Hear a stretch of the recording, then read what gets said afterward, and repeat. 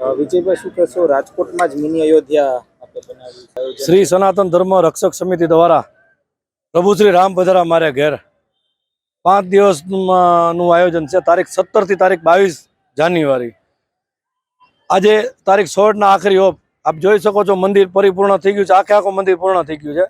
એટલે કાલ સાંજે 7 વાગે સાંજે પૂજ્ય ઇન્દ્ર ભારતી બાપુ જુનાગઢથી એમના હસ્તે અહીંયા કાલે મંદિરનું એક લોકાર્પણ છે. એમના હાથે મંદિર ખુલ્લું મૂકી અને દર્શનાર્થી કાલ સાંજે 7 વાગે આપણે ભવ્ય આરતી કરી પ્રસાદી લઈને ત્યારબાદ આ મંદિર સાંજે 7 વાગે ખુલ્લું મૂકવામાં આવશે.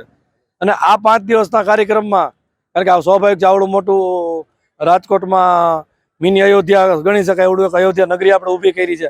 તો એના દર્શન માટે રાજકોટની જાહેર જનતાને બધાને અનુરોધ છે કે આવડો મોટો કાર્યક્રમ થતો હોય તો સ્વાભાવિક છે આપણે અયોધ્યા નગરી ખાતે નથી જઈ શકવાના.